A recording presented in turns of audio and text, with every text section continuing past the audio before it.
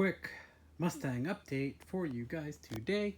So we had to do the top bar. I have my buddy Kenny come over to make sure I don't screw up. We had this guy and this guy done, and we had the lower one done on both sides and measured out square. All we had to do, we tacked these in place, relative position.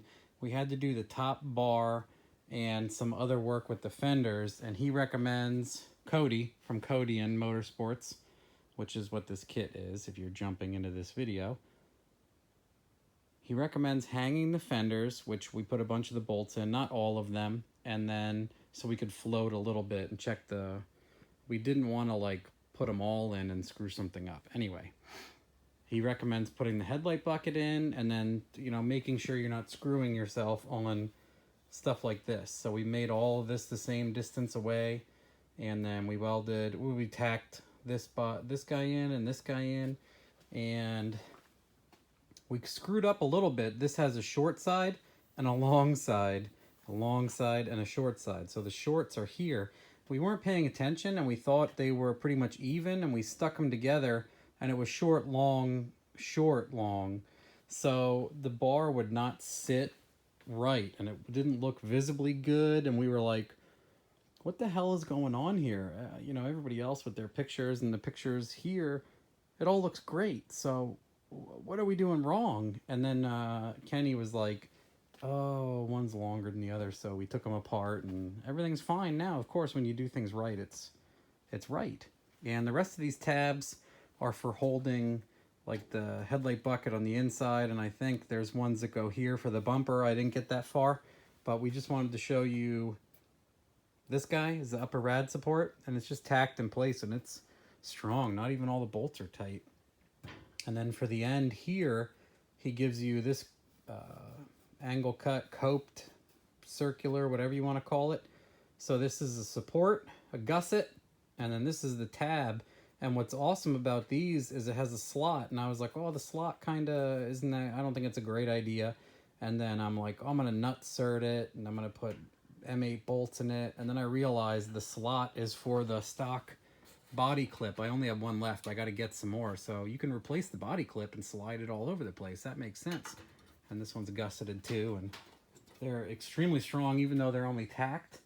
So I just have to clean up, take everything back off, clean up a bunch of this stuff, and do a better job painting it. But I figured I would weld a bunch while it's on, as long as I'm not wrecking anything. You can tell it's getting warm out. There's bugs in here.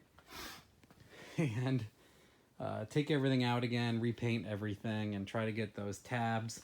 And then also, because you're supposed to put these flat, if you bolt them down first, it puts the tab like at a screwy angle, unless you want to bend all this. But in Cody's directions here, he says to buy like the shims, which they sell a pack at Harbor Freight. Kenny told me, so you can just shim them.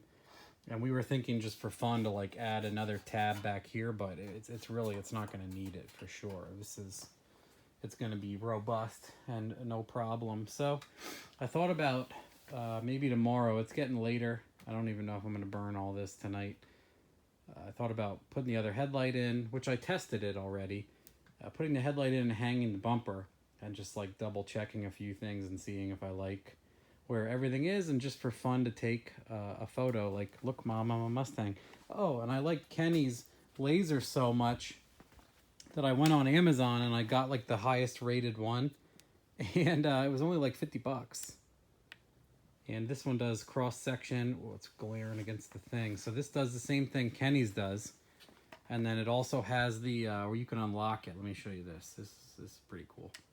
It levels itself, so automatically levels. Actually, I'm not going to mess with it much, but yeah, you can level everything, and it helps greatly if you watch the first half of the video for lining up everything for the kit. It's incredible. Oh yeah, this one, the green is way easier to see, obviously, and then you can do horizontal only, vertical only, and then the cross section. And then yeah, it comes with batteries and a sweet case and a magnetic mount and everything, but obviously tripod is probably the way you're going to use it most of the time for cars. So that's my story, and I'm sticking to it. Other than that, this thing is moving along. It's cool to see fenders and everything on it, and it's neat to see how empty the engine bay is relatively. What'll look really cool is the next update here for the Mustang is I got my BA cylinder heads. Super, super nice billet heads. And I got a billet flex plate, which everyone's going to be like, what? Then I got a Holley oil pan in there. So I want to... This car is actually done and it's not leaking anymore. Kudos. So, engine hoist. Get my rotating engine stand from over there. Put this guy on it. Put the heads on it. Put the oil pan on it.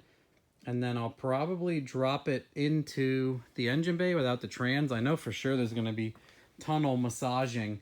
But what's nice is this has the horizontally stabilized engine mount here. The stock Ford just has the one bolt and the engine can swing all over. This will support the engine perfectly. I can put the engine in. I know the tranny is going to take some work. But what I'm most interested in is putting the engine in and seeing if that double crazy intake will fit under the hood. That's my biggest concern, is because the whole turbo kit's going to be built around twin intakes. And if it doesn't fit under the hood, I probably won't use that at all, because I'm going to have to design a turbo kit just to test it with no hood, and then take the hood off and redesign the turbo kit. Understand, I don't want to mess around with it that much and redo everything. So we'll see how that goes. It would be fantastic if I can use that, because everybody has this as a shelf piece and sitting on a motor. Nobody has one working or running that I've ever seen. So, or they have mechanical throttle on it and they did dyno tests like Holdener. No one really has it in a car running, especially dual drive-by-wire. So it would be awesome, but I'm not gonna like cut the hood off of this thing. I don't want to do that anymore with especially this. It's gonna be so ridiculous, and it's easy to it's easy to hide the turbos and everything in here. Why should I poke the intake out of the hood for no reason like that? On the G, it was the entire supercharger, so the intake I can just change on this. So, well, that's where I am. Oh yeah, another guy locally that's a sloppy fan says he has an entire Hydro Boost setup. He went to manual brakes. I might have said that already. So I should swap all that out before I put the motor in, but I only want to test fit the engine. Yada, yada, yada. So hope you guys enjoy all that quick update. Okay, thanks, bye.